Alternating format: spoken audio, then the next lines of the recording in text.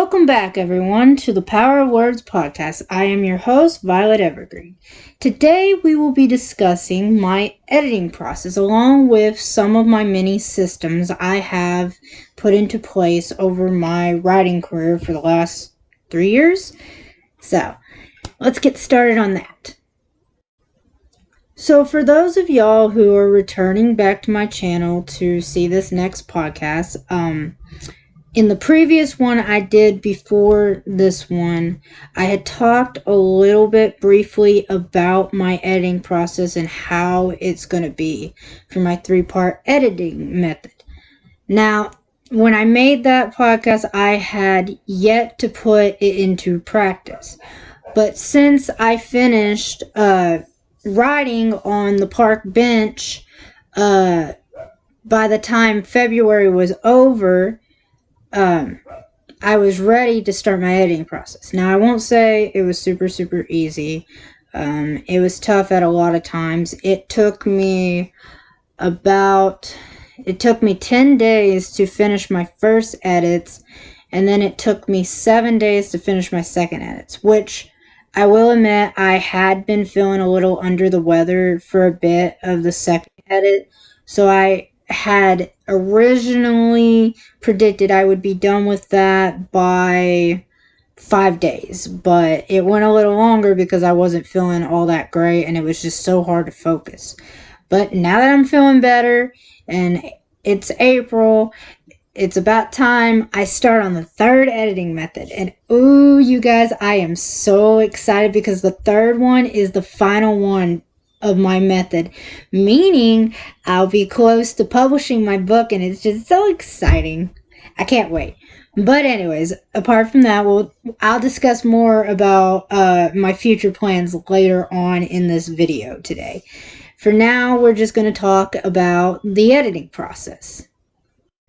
Now, without further ado, to talk about the editing process. So, I have the big binder of editing. Yes, I know, that is a lot of paper. But not all of this is like finished work. This is where I put my edits and my work in progress. So, hold up.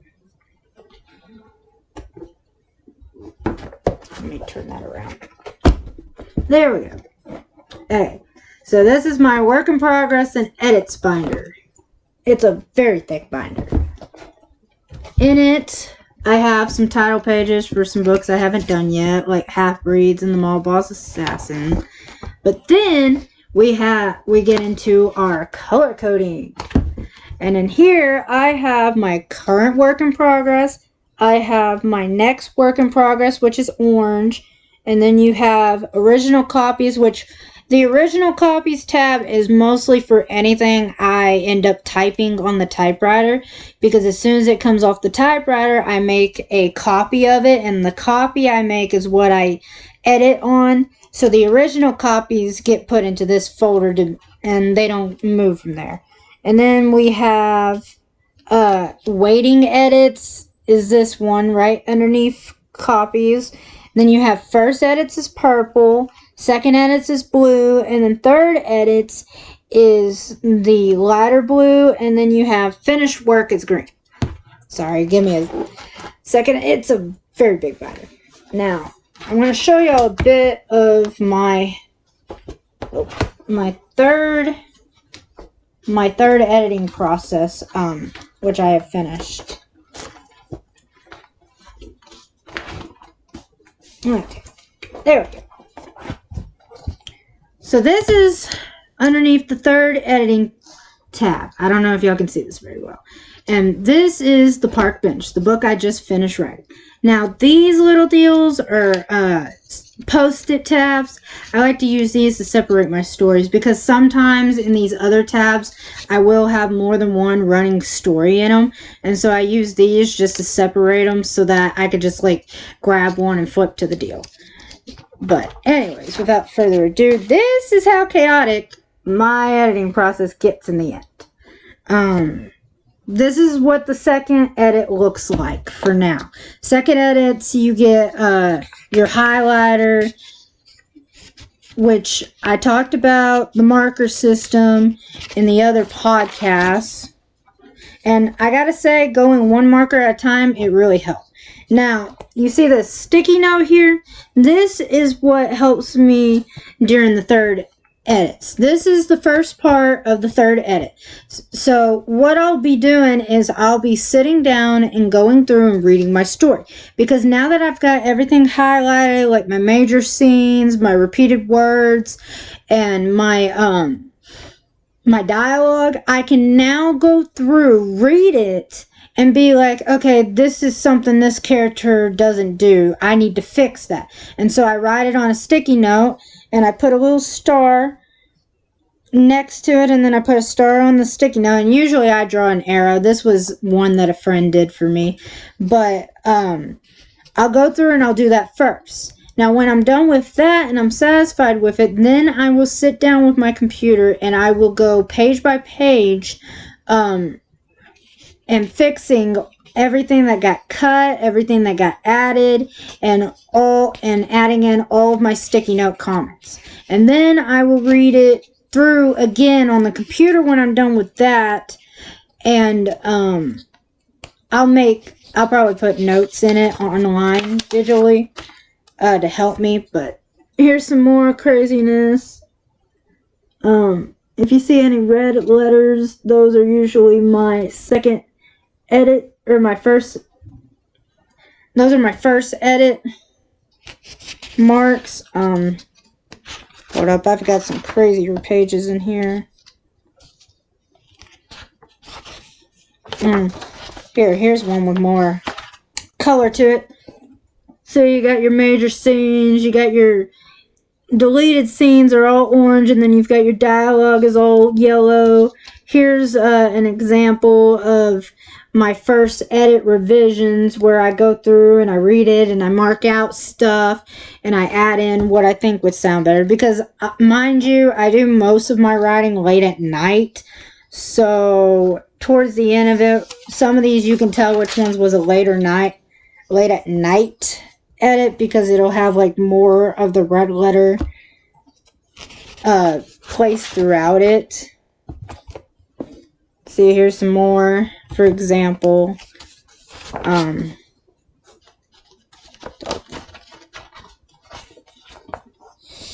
here's another really crazy page. I had a lot of edits throughout here and a lot of dialogue. And this was a very important page. Hold up. Let me see. I was going to show y'all an example of a third edit post-it note, but I haven't barely done it. Some of those post-its that are in here I did in the middle of second edits, because it was like, I don't want to forget that, and it just came to my mind. Now, here's a very good example of what the first and second edit looks like when they come together. As you can tell, I had a lot of red letter addition in this and a lot of deleted scenes. That page was just butchered. But, I mean, revisions, you always end up butchering your stories like so much. It's just crazy. Here we go. Now here's a couple examples. See, this one's a crazy page too. But here's a couple examples of my third edits. See, here's one that says soup is empty. So that was a reminder for me, because in here I put that my second MC asked the first one if they wanted some more soup. And I'm like, but wait a second. I mentioned the soup is empty at the beginning of this page. And I'm like, why would I put in that they asked if they wanted more soup if they both ate all the soup? It just doesn't make sense. So that's something I need to go back and fix. And then here was one,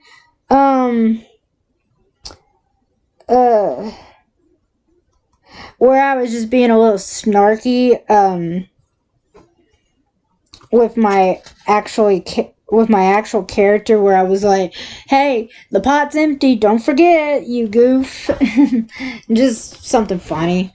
I mean, writing can be very, very fun, and I like to do little silly notes at the end. I also have notes throughout here about foreshadowing, because if an author can write foreshadowing and it be really, really good, then why not do it? I mean, I love a little bit of foreshadowing. It just adds to the mystery. I also have notes of my second MC being possessive, because I want to keep up with him being possessive, so that I make sure that his personality from the beginning of the book, where he's aggressive and to the point where he's possessive and then he's all lovey-dovey, is actually spaced out in the right amount of pages that I wanted. I've even got notes about how one of my characters doesn't wear shoes, and I wrote something about them getting shoes, and I'm like, they don't wear shoes. Why'd I put that? Or I put in little notes about maybe a little bit of a spice scene or a fight scene, stuff that are very major scenes to move my plot along. That way, when I get done with it, I can go back and I can fix it if something doesn't add up. Because the park bench is a switching point of view type of story. So every other chapter is my main character thoughts and interactions with the other characters, and then the other chapters are like the second MC's thoughts and conversations with the characters, because they're both different, but it's it's switching point of view between my two main characters. Now, all the other characters are important in the story, but they're kind of very minor side characters. I mean, you've got an innkeeper, you've got people who work at this store, that store. I mean, there was one person that gets mentioned maybe twice, because you meet them, because my MC meets them when they go into this store looking for sweaters, and then they don't ever go back to the store. And the only time that character is mentioned again is at the end of the book, when he's finally returned to the town and he's meeting with old friends to go sit at the park bench one last time. And the character gets mentioned again because his friend was telling him who all was still around town. So it's minor things like that.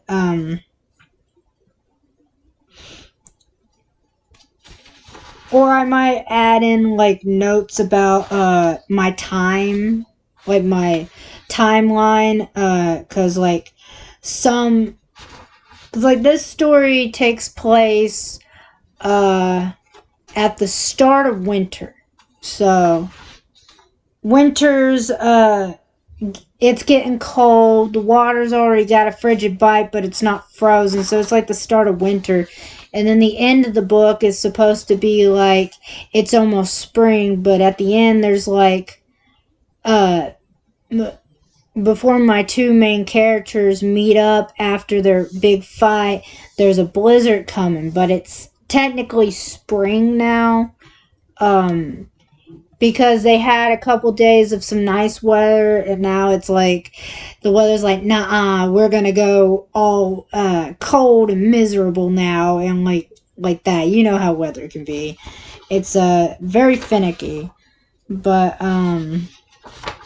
not all of the sticky notes I'll make are to fix things. Some of them are just funny things I added in, that's don't forget how funny this scene is, or this scene, and it's okay, I gotta make sure that the funny matches up if it's mentioned again in a different part of the story. But yeah, that's basically what my editing process ends up becoming. Which, for me, it helps to simplify it, because this story is 82 pages long. And by the time I get ready to put it into book format, it's going to be a lot more pages than it is now. and that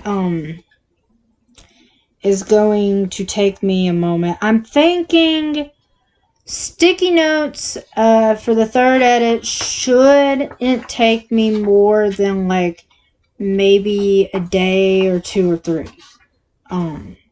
Don't quote me on that though, because we all know how my quoting on the edits for first and second went, and yeah, that was a little slower than I would like. But that is my editing process in better detail. And so now I want to talk about my binder system. Now that is a system that still needs a little work. And yes, I know I have a lot of systems. I have my editing process, I have the binder system, I have the sticky note system. I'm just one of those people who likes to be like very, very organized and have everything in place. That way it all makes sense, you know? But I mean, if you don't have a system for how you do stuff, you're just going to end up confusing yourself like so bad in the end. And to me, I feel it's best to have a system in place at some point or another. So, yeah, we're going to talk about the binder system now.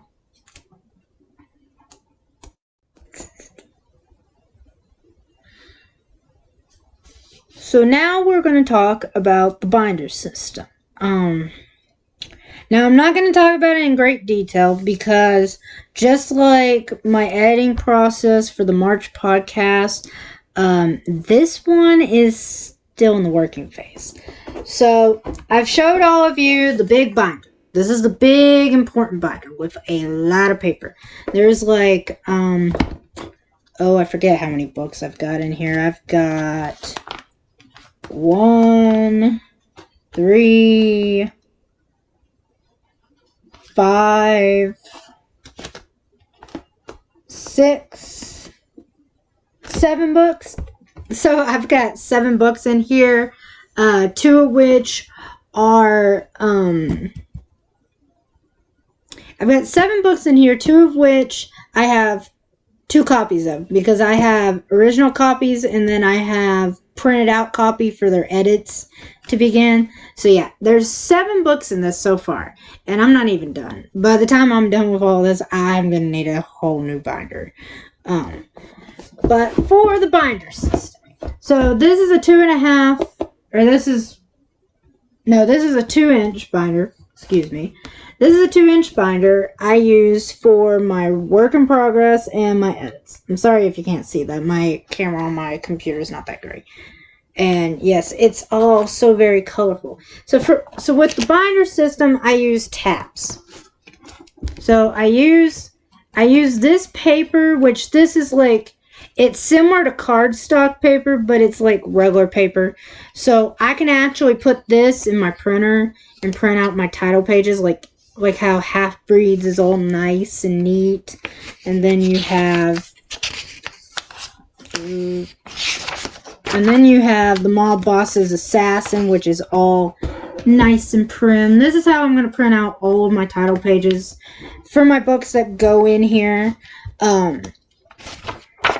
And then you get down to this and you have your tabs, which I already told y'all previously what all these tabs say.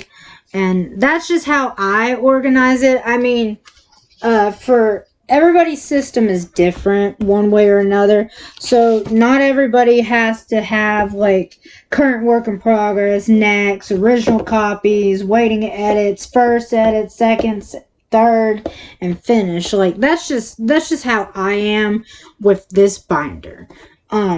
Now the finish edits, I'm not 100% sure if by the end of this they're gonna stay in this binder, because this binder is already swamped as it is with my work in progress and my edits. So I'm thinking for finished works and books waiting for edits that I'm going to move them to a different binder.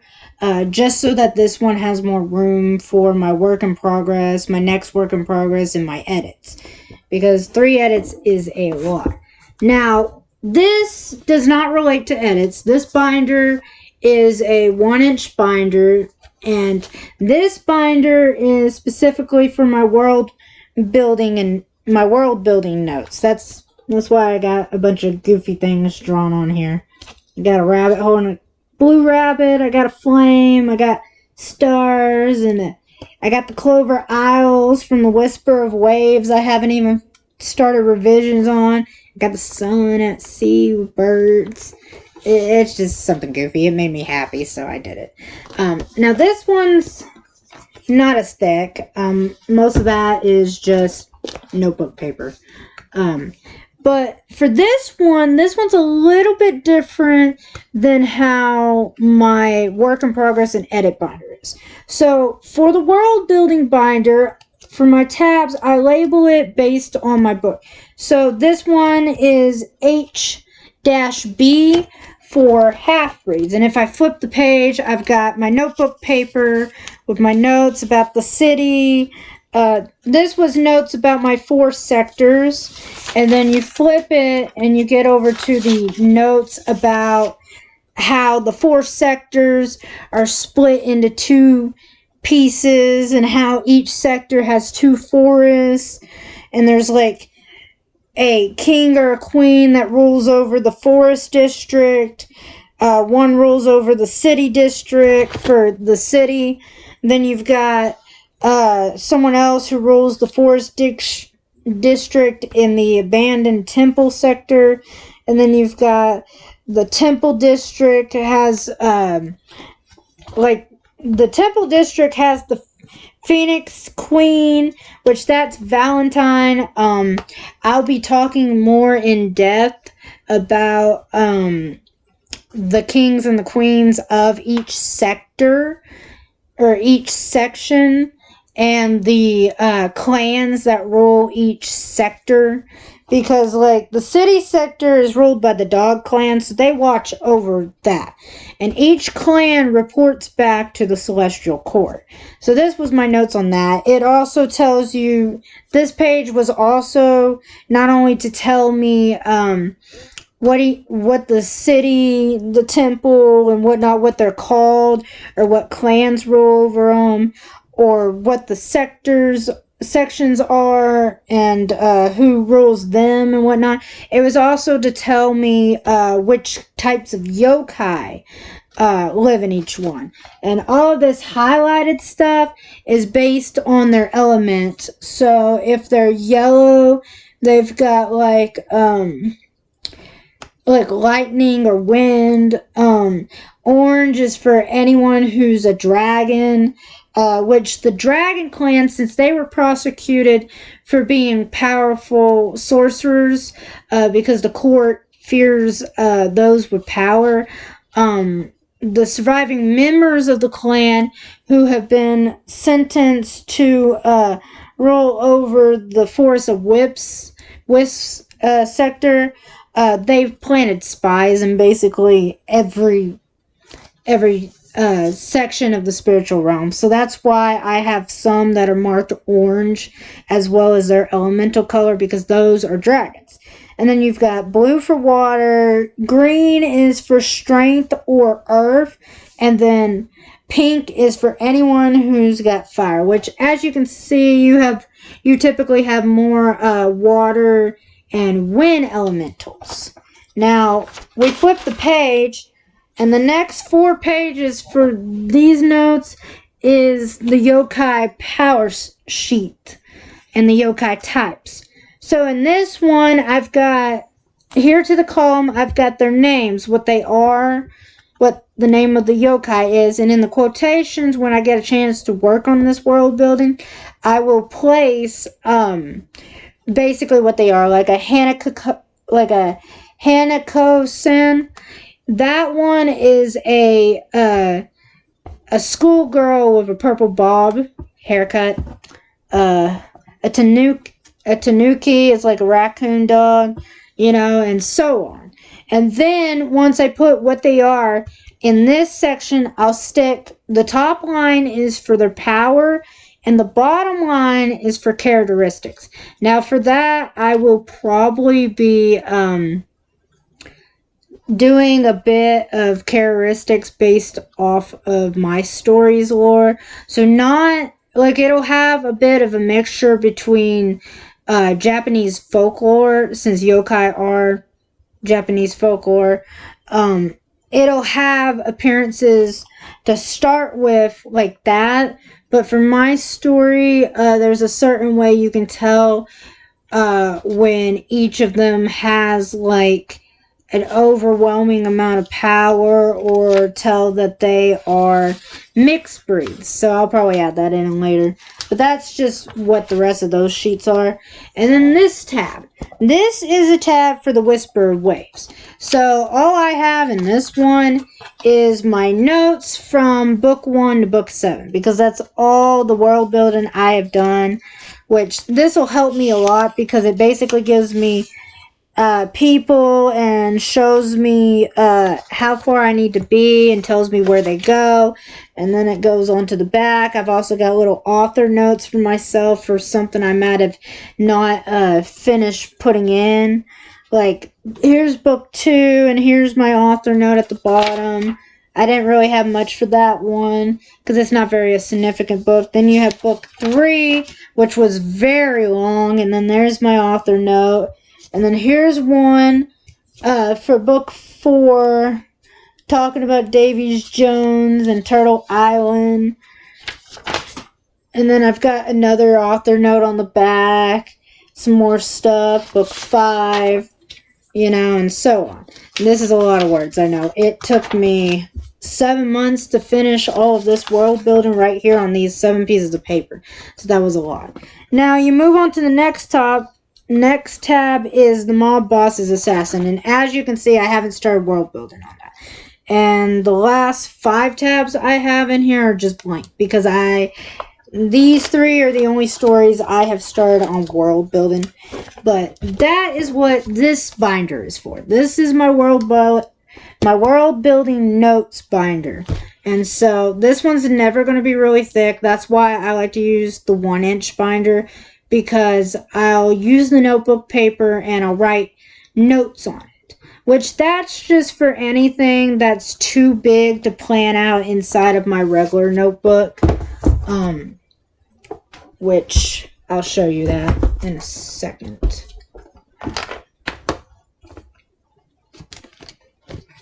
See, this is my typical notebook I use for world building and whatnot.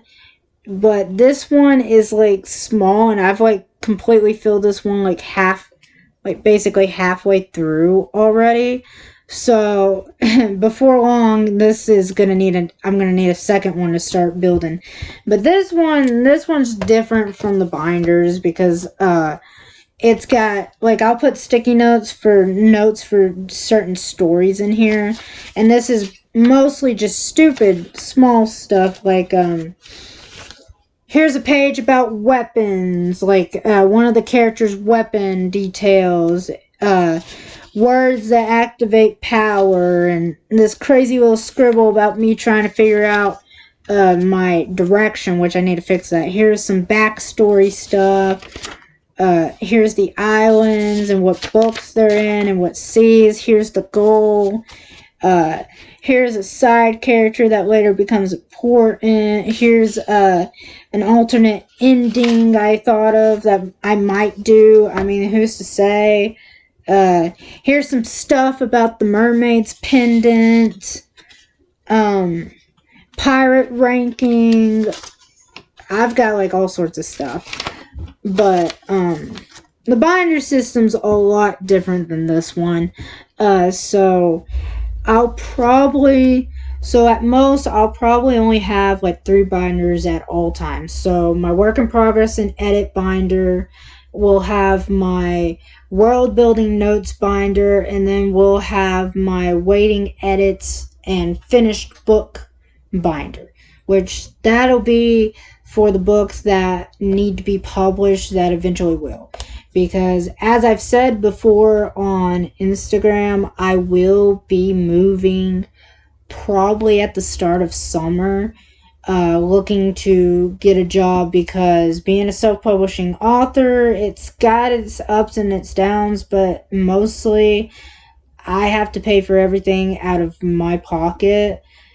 And with me not really having much of a job and just relying on what backup money I've had from the last job, it's dwindling down a lot at an alarming rate. And so that's one of the reasons I'm moving. Another reason is because my grandmother doesn't occupy that house anymore, and I don't like the idea of it sitting empty, because then that invites for people to come in there and steal stuff, and her house also needs to be cleaned.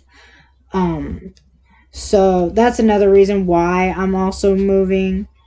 And and as much as it breaks my heart to say this, I really do feel that whenever I move, I'm just not going to have enough time for my writings as much as I do now. And so I'm trying to get this one book finished and published, and then I might start writing. And then I'm going to start revisions on The Whisper of Waves, which is only like 39 pages right now. That one shouldn't take too much time, because the only reason why I set that aside 8 months ago is because I realized by the time I got to chapter 7 that my two main characters' personalities were kind of all over the place, and that's not how I wanted them to be. Like, the main female lead's supposed to be a fiery redhead who's got high spirits, and she's headstrong, but she knows when to be sweet and nice, but she can be a little ornery. And then the male lead of that story is supposed to be like, he's a very nice guy, but he's very shy, so he doesn't talk to people much at first. But when he starts to feel he's getting close to someone, he just all of a sudden just goes cold and shuts them out, because he doesn't want to get hurt. Because he's lived his whole life on the seas, and he's watched many people die before his eyes, and he just knows that life is a fleeting flame flickering in the wind. And so he basically is like that because he's guarding his heart the best he can. But when I wrote the story, their personalities were just all over the place and crazy, and I'm like, it's not following the personalities I wanted them to follow.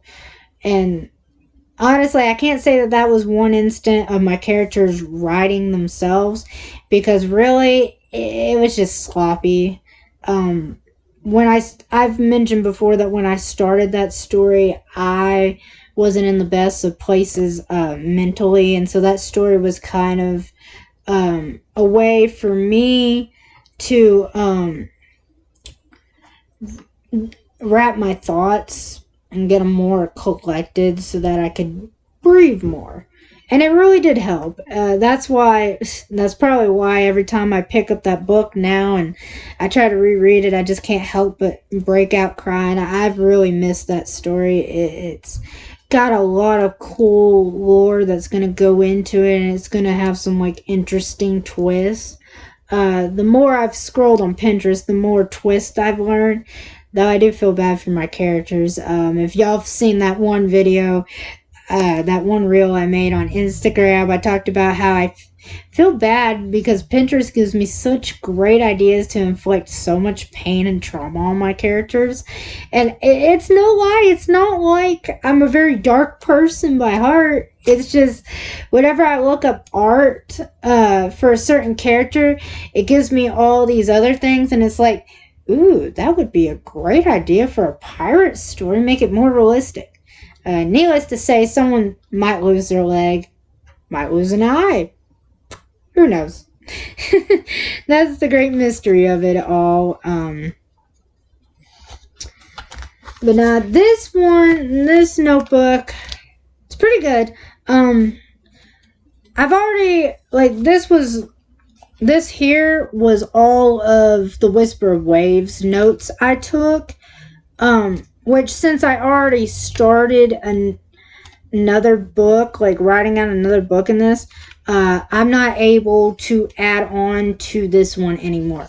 So any more notes I think of, I might either do sticky notes and just stick them in between the pages, or I might write on a big piece of notebook paper and stick it in my world building notes.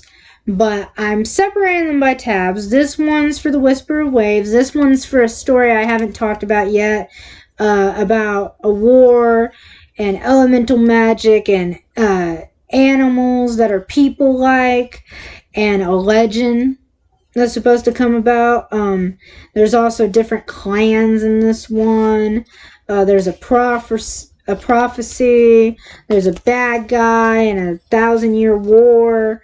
And it's like crazy. There's also a little bit of romance, because I mean, what's a chosen one prophecy war story without a little romance on the battlefield? I mean, come on. And they're opposing species that are at war with each other. Their clans are, so you could also say they might bridge their clans, but who's to say? That's the Everlasting War. I have not started writing on that one. I got the idea in a dream, and I was like, that would be really good to write. Like, this is the whole reason I keep a dream journal beside my bed, because if I have a dream, no matter how crazy, how weird it is, or how much I don't remember of it, I'll write down what I do remember.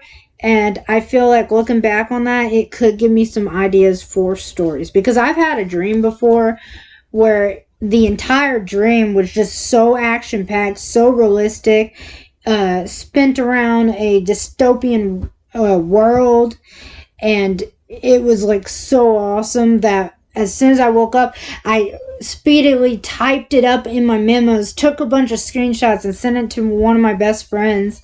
And she read it, and she was like, you know what? I'm not going to lie. That sounds like the most original idea I have ever heard. So, I mean, inspiration can come from the unlikeliest of places, and it's just crazy how a dream can inspire something. But yeah, the Everlasting War, I haven't talked about it yet because I haven't even hardly started it.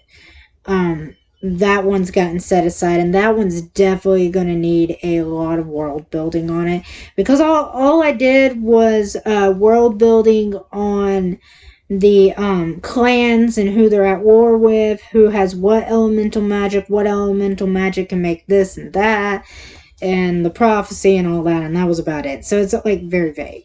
Now this one, the blue tab, is all of the park bench. This is really thick. If I have anything else to add, I'll have to stick it in my world building binder.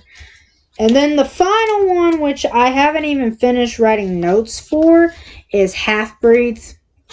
I mean, I've got some sticky notes for half-breeds. Thinking about adding in a betrayal, possibly. I also got a note for the yokai, how they each have a secondary form, which the secondary form represents their spirit soul's true form, whether that be a mighty thundercat to a mystical guardian deer. Each yokai's form is based on the type of creature they are, or the type of creature they most likely resemble. But that's like one little detail I've done. But yeah, I've got 4 books in this so far, and I'm like almost done with a whole notebook. But yeah, the binder system is to help, because you can't plan a whole book out in a notebook. Like, I got this notebook. I got this notebook, I think, back in September, around my birthday, and it's April already, and I have already used like pretty much half of this notebook, so that's a lot. That is a lot of pages. I'm missing a sticky note. Now, next we're going to talk about the sticky note system, which that system's still brand new. Everything at this point, y'all might as well just assume that all of my systems are brand new. I mean, I might have been writing my entire life growing up as a kid, but I just got into the realizing, hey, this might be something I want to do for a career path like 3 years ago. So I'm still green behind the ears when it comes to writing. And I'm definitely not a professional editor. I'm not perfect at this. I mean, I might have been good at English class growing up, but uh, English is not my favorite subject. I love writing and I love literature, don't get me wrong there, but English was never my favorite subject. Learning about grammars and conjunctions and uh, nouns and everything, it was so tedious to me, and it wasn't that interesting. I mean, writing is interesting, reading a book is interesting, you get to see a world, but nobody really realizes how much of the boring stuff an author has to do to get to the cool stuff. So I'm trying to relearn all of that grammar stuff I kind of might have ignored a bit. So that I can finish my books. But now we're going to move on to the sticky note system. So now we're going to talk about the sticky note system. And I have a lot of sticky notes. So, which we're just going to ignore these top three. They're the same as the bottom ones. So there is a sci-fi author on Instagram that I like to follow called Right as Rain Sullivan. And she has, her systems are way more crazy looking than mine. But, I mean, to each their own, and every author, like I've said before, has their own method. Like, you just have to play around with your methods and figure out what works with you the best to make everything as functional as possible in a timely manner. But she had one video I watched that I really liked that was really cool, where she was showing her giant deal of revisions, and she also showed her storyboards, because she's got more than one. I've just got one right now. There's an old chalkboard, a giant old school chalkboard, like swivels around, like mad scientist kind of chalkboard that my grandmother's got, that I'm going to try and clean up, and that's going to have like multiple stories placed all over it. It's going to be insane. But first I got to clean it up once I move into her house and see if it's still functional. It's been living outside in the rain for a few years, so I don't know if it's salvageable or not, but if it is, then I'm going to clean it up, sand it, and probably give it a new paint job. Probably something with a wood stain, just to make sure it's not going to get any worse. But Right as Rain Sullivan had sticky notes after sticky notes on her boards, and I commented on her deal. I'm like, how do you keep all of your characters straight without having your storyboards titled for the story? Because I always title mine for the story so that I know, hey, this character belongs in this book and this character belongs in that book, And she replied back and said that she gives each of her characters their own individual sticky note. And so I was like, you know what? I really like that idea. And I actually did it for the mob boss's assassin, which I don't have my storyboard with me over here. It's hanging up on the wall in my room next door. This is just the camper that stays on my dad's work property. But yeah, she goes through and she gives each character their own individual color. So I kind of did something similar where, like, these probably aren't the same colors I did, but let's say Catalina from the mob boss's assassin. Let's just say she's yellow. And then you give the mob boss green, and then like his goons get red, and then the detective is blue, the detective's friend is orange, the main love interest is pink, and let's say her friend is blue. Something like that. And I really like the idea of giving each of your individual characters their own color. Now, for my third edits, I use yellow. Yellow and purple is what I use for going through and writing my little star notes and everything. But that's pretty much the sticky note system. I haven't really gotten a good system for it when it comes down to editing. I just pick one or two colors, and that's all I will use for my edits. But I do like how Right as Rain does like individual colors for each character. That's why I've got so many sticky notes. I've got, let's see, 1, 2, 3, 4, 5, 6, 7, 8, 9, 10. I've got 10 sticky notes right here.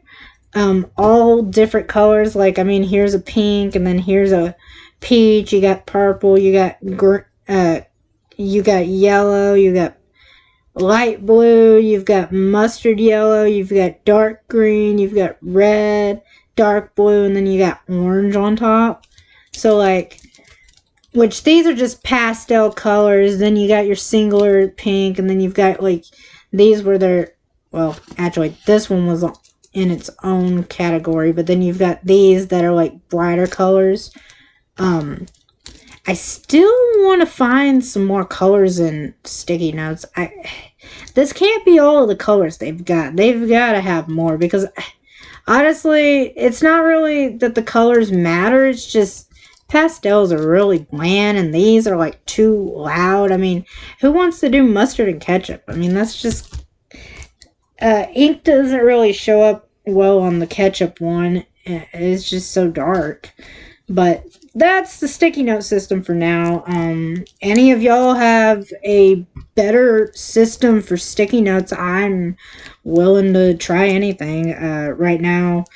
But I think I'm starting to really like my editing process. Like I said, revisions on that one story, and it was 82 pages. That took me 10 days to finish, which I thought I was going to be finished a lot sooner, but I gotta say, when you have to sit down and read and white out, mark out, and then write in red pen, it takes a while. And my pens kept going out. I had to get a whole new set of red and black pens because they wouldn't quit running out of ink, and it was just so annoying.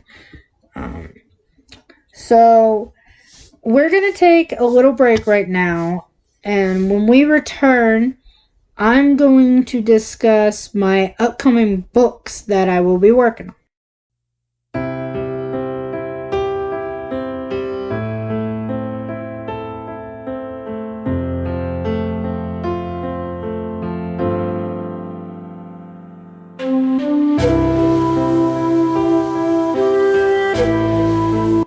Well, howdy folks, and welcome back after the break.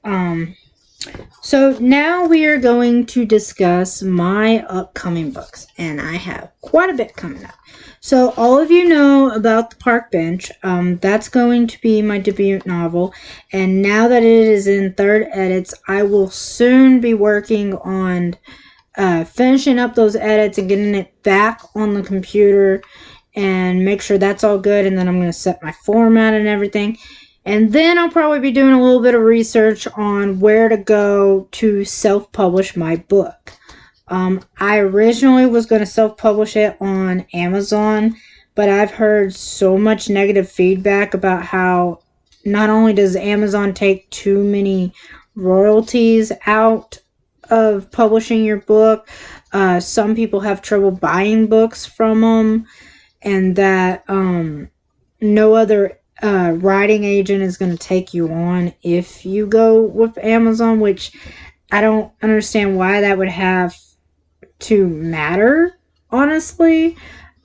Which I don't plan on switching traditional publishing either way, because to me, I feel like traditional publishing kind of takes the fun out of writing. Like, I know it's a job and everything when it makes money, but like, to me, I want to be my own boss, and I want to be able to write my stories when I feel like it, when I have the time, not be like on a time crunch or on a budget, or have someone tell me, oh, your book's not good enough for people to read. I should be the only one who determines that, because if I'm going to spend all of my time and effort to write a book and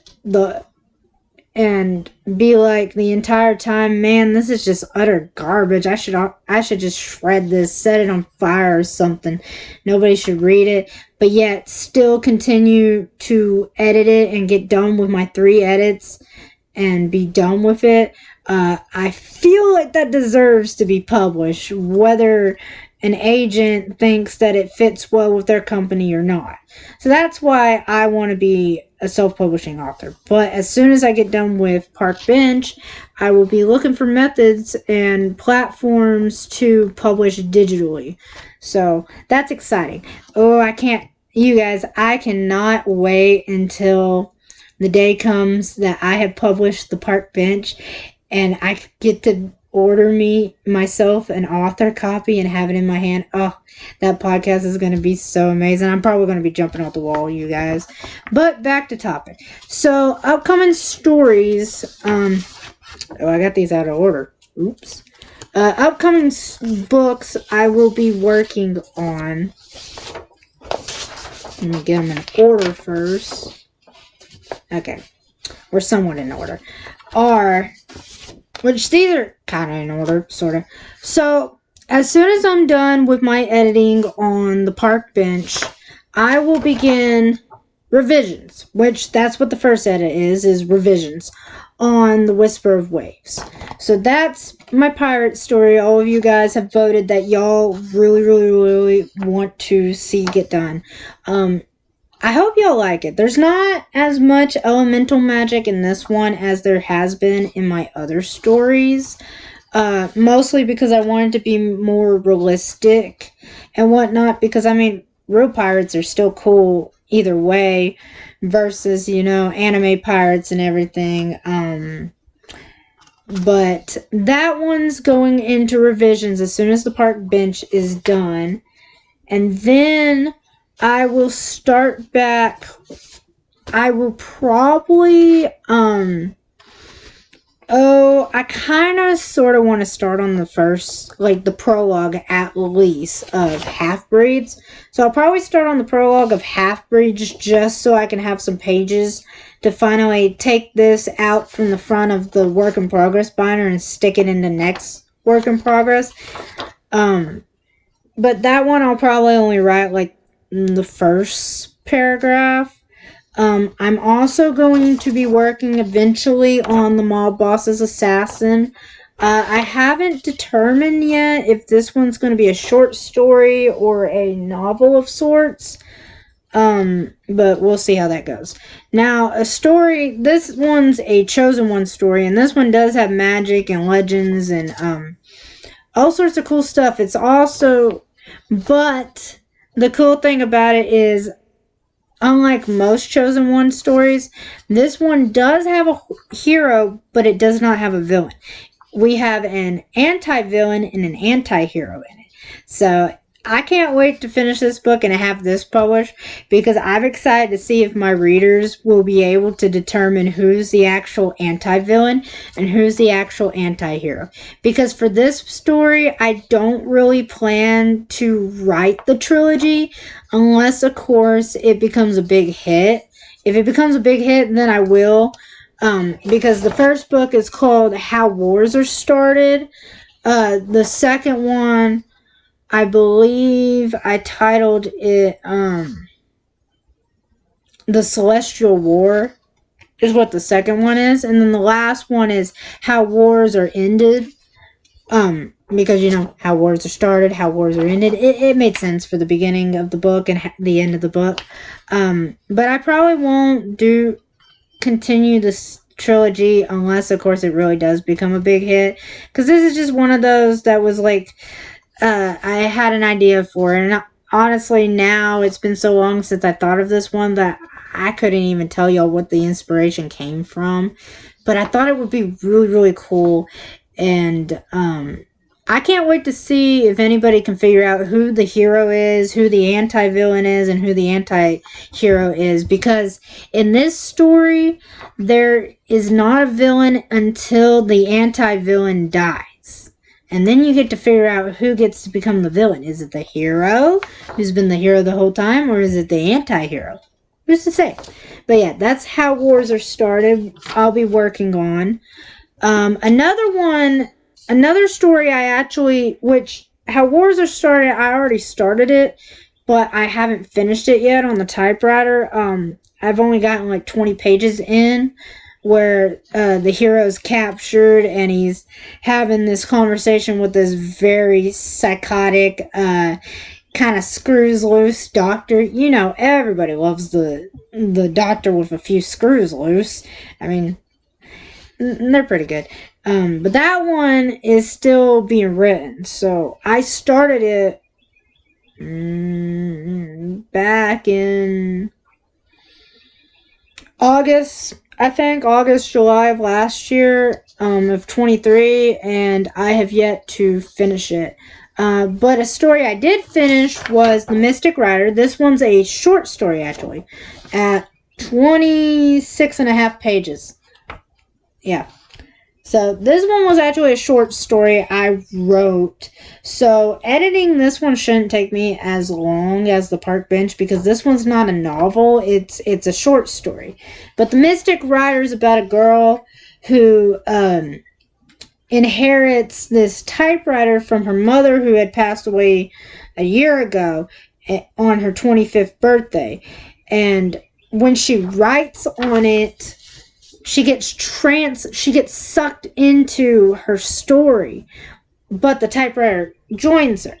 And it's because the typewriter has a curse on it. And the only way to return back to your realm in that story is to finish writing the story. So she has to finish typing up the story while she's seeing all these crazy, chaotic stuff happening before her eyes in the story. And, but if she wants to break the curse, she has to fall in love with her story. Now, I only put fall in love with her story because I wanted to be super vague about the method of falling in love and to what extent she has to fall in love with the story. But you'll see what I mean once that story gets done. Since that one's actually finished, when I start it, I will start it into edits to be ready to publish. I'll probably end up publishing one of my short stories eventually after Park Bench.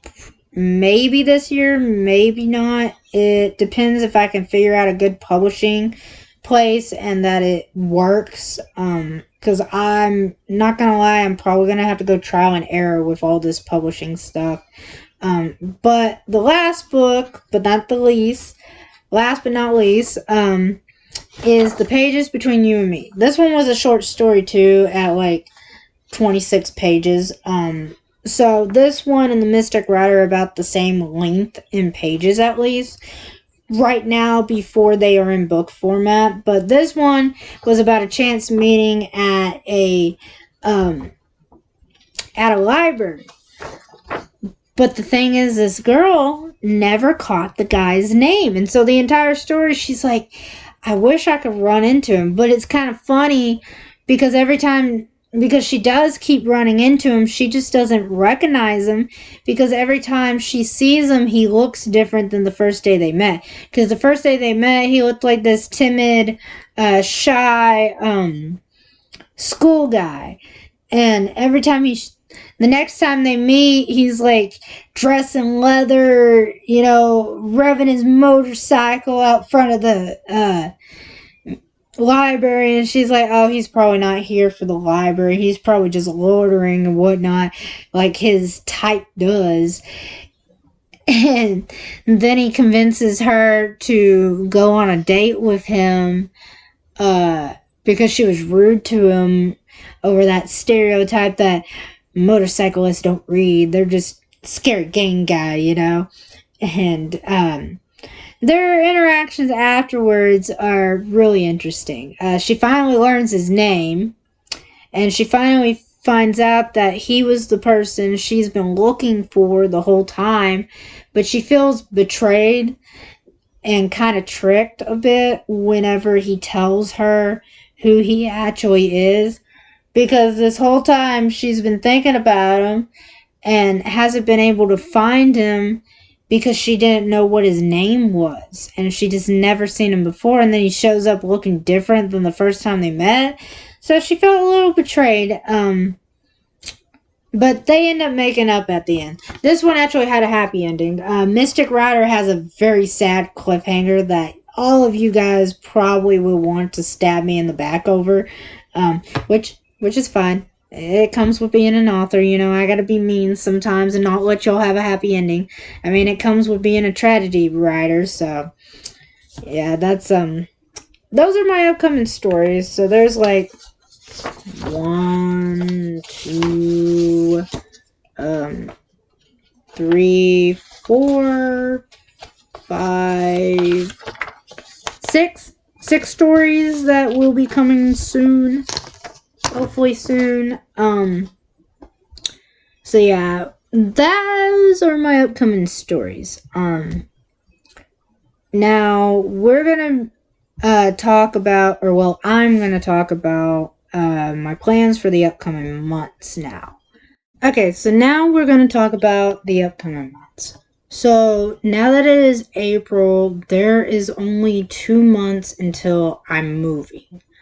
So right now I'm working on third edits, and I feel like that's either going to take half of the month of April or it's going to take the whole month of April to finish third edits. Now when that's done, I'm going to use the month of May to do research on publishing my book. Now, my mom was cleaning out some books at her house recently, and she found a lot of writing books that apparently she had in college. And one of them was a publishing book that I might look at and see if I can get some tips on it. It was published back in 1978, I believe. So there's no telling how good those methods are in there. But reading it might give me an idea of maybe where to look, what to look for. If it does prove to be helpful, I might share some details and some notes I make in the book in a later podcast after I've published my book. But that's how the month of April and the month of May is going to look. Now, the month of June, I'm hoping to have my book published before the end of May or during the last week of May to have it published and ready for sales. So stay tuned because hopefully I'll be making a June podcast about that. But in June, I'm going to be moving. And as soon as I move, I'm going to be cleaning and stocking up on food for a month and be job searching. Like nonstop every day, every hour. I'm going to have to rewrite my resume, which I haven't touched that thing since high school. I think I made it on Microsoft Word, so I don't really have access to it anymore, but I can look at it. I might have kept a copy on an old email, and I could look at it and I could remake it, which shouldn't take me long. But I'm going to have to be sending in my resume for a lot of businesses, come June, because as soon as June's up, I'm probably not going to have the money to feed me and my younger sister who's coming to live with me. And when June's up, we'll also be needing to pay rent to my aunt in Texas, who we're going to be paying her rent for utilities and stuff. So that's about how the next 3 months are looking for me. So I'm going to be like crunching it like hardcore. But right now, I'm going to be taking a small break from my editing and my writing from April 1st to April 3rd. I might not do any work on the 5th. It depends on what happens and whatnot. I've got like some people visiting, and there's a festival going on for the spring that I might join in. I'm not sure yet. It just depends on what happens and people's schedules. But that's about all for the next 3 months. Now, I want to talk about my reels and my posting for the future. So, while I might not be writing and editing as much, I probably will do a lot more world building while I'm job searching and while I'm working. I've got a friend's wedding to go to in about September. So, I'm gonna have to save up so I can get her a nice wedding gift. But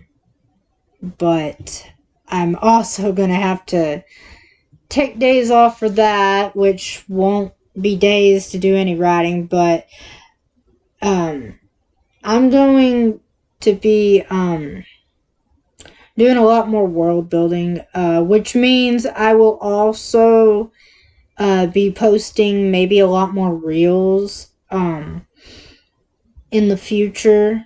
I know I haven't posted much this last week, but that's because I was really feeling under the weather. And it turns out I wasn't necessarily sick, I was just very exhausted, which is no surprise considering how much I've been writing lately. Like, I don't typically sleep at night. I've got real bad insomnia from time to time, and I haven't really gotten good sleep since I was a child.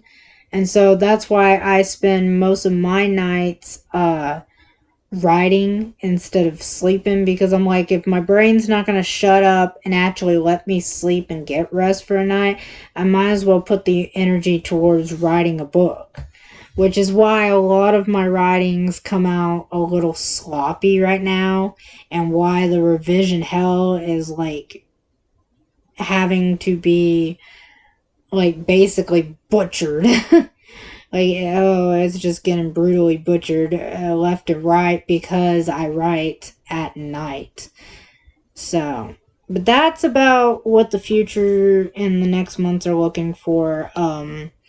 My Instagram account and the posting and whatnot. But I am going to keep up with my monthly podcast to keep all of you updated on how the writing's going and how my future plans are going and everything. So, as long as you stay tuned and follow along, you shouldn't get too lost in how I'm doing on the books. I'm real excited for the promise that the Whisper, or not the Whisper of Waves, the Park Bench shows, because I've already got a few people who seem really excited to read it, and that makes me so happy. I just hope it lives up to their expectations and I don't disappoint as much as I feel like I really am. Because I tell you guys, I have read that story all the way through 6 times now. Because I had to read it once for the revision. I had to read it 5 times for each individual colors of Sharpie markers I have. Because I found for the marker system, it goes a lot quicker if you pick one color to start with. Which I started with yellow because that's for dialogue. And dialogue's easy to spot because of your quotations. So I did dialogue first. Then I did orange for anything that got cut out, which that's easy to see because then I take a black pen and I mark it out. So I just went over with orange to mark all of my markouts.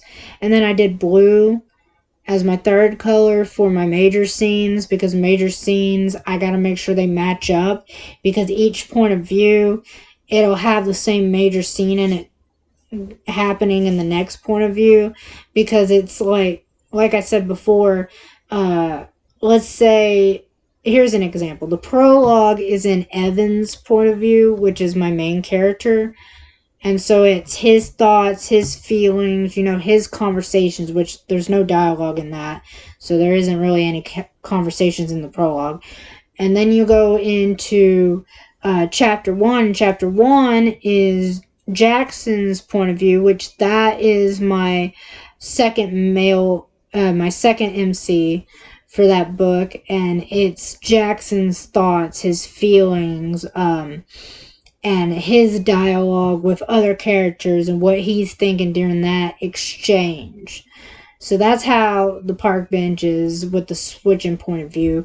And so I use blue for the major scenes to make sure that if I mention a major scene in Evan's point of view, that it lines up with the exact same major scene mentioned in Jackson's point of view. That way it doesn't get confusing.